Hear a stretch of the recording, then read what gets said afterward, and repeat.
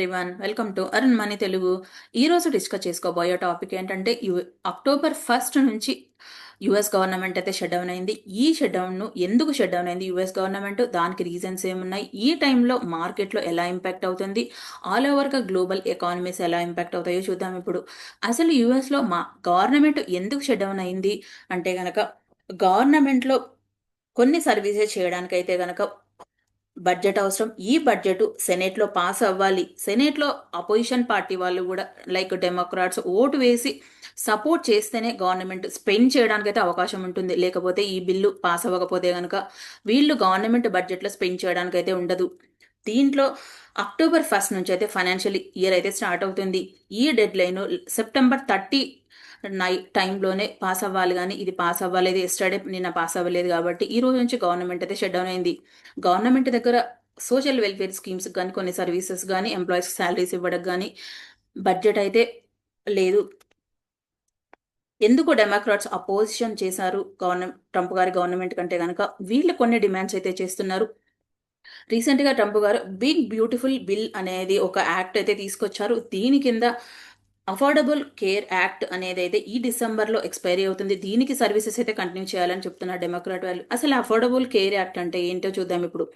Affordable care act అంటే కనుక, ఎవరైతే పూర్ పీపుల్ ఉంటారో వాళ్ళకి హెల్త్ ఇన్సూరెన్స్ సెగ్మెంట్లో సబ్సిడీస్ ప్రొవైడ్ చేయడం అండ్ వాళ్ళకి కొంత బెనిఫిట్స్ కూడా ఇవ్వడం అనేది ఈ బిల్లును అయితే కంటిన్యూ చేయాలని డెమోక్రాట్లు అయితే అంటున్నారు. దాంతో పాటుగా ట్రంప్ గారు యుఎస్ ఫెడరల్ గవర్నమెంట్లో 1 lakh ఎంప్లాయీస్ని అయితే లే ఆఫ్ చేశారు.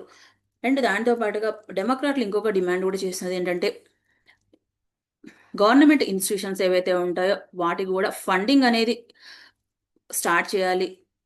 400 గవర్నమెంట్ ఇన్స్టిట్యూషన్ కంటే లైక్ ఎడ్యుకేషన్ ఇన్స్టిట్యూషన్ కానీ, అదర్ ఇన్స్టిట్యూషన్ కానీ ఫండింగ్ అయితే స్టాప్ చేశారు ట్రంప్ గారు.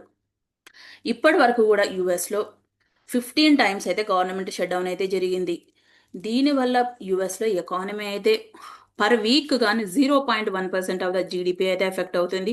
అండ్ మార్కెట్లో అయితే 0% అండి. అంటే మార్కెట్ ప్రాఫిట్స్ కానీ నెగిటివ్ కానీ ఉండవు, ఓన్లీ 0% ఉంటుంది. ఈ బిల్లు వల్ల ఎలాంటి ఇంపాక్ట్ అవుతుంది ఎకానమీకి చూసుకుంటే, అండ్ ఈ బిల్లు వల్ల ఏవి సర్వీసులు కంటిన్యూ అవుతాయి, ఏవి క్లోజ్ అవుతాయో చూద్దాం ఇప్పుడు.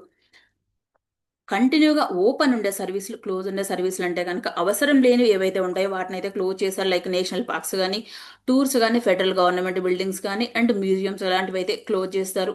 సర్వీసెస్, ఎమర్జెన్సీ సర్వీసెస్ అయితే కనుక ఓపెన్ ఉంటాయి. మెడికేర్ కానీ, యుఎస్ పోస్టల్ సర్వీస్ కానీ, సోషల్ సెక్యూరిటీ పేమెంట్స్ కానీ, ఎయిర్ టారిఫ్ కంట్రోల్ కానీ, బ్యాంక్స్ కానీ, కోర్ట్స్ కానీ, అండ్ బార్డర్ సెక్యూరిటీ కానీ, ఫెడరల్ లా ఎన్ఫోర్స్మెంట్ ఏజెన్సీస్ కానీ, and all law activity duty military personal వాళ్ళు అయితే పాజిటివ్గానే ఉంటుంది.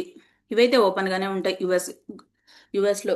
ఇవి ఓపెన్గా ఉండడం వల్ల కూడా కంట్రీలో ఎమర్జెన్సీ సిచ్యువేషన్ అయితే రాకుండా ఉంటుంది. అండ్ 2018-19 ట్రంప్ గారి గవర్నమెంట్లో కూడా 35 days అయితే షట్ డౌన్ అయితే జరిగింది. దీనివల్ల కూడా కంట్రీలో హ్యూజ్ ఎకనామిక్ ఇంపాక్ట్ అయితే జరిగిందని చెప్తున్నారు ఎకనామిక్ అనలిస్టులు.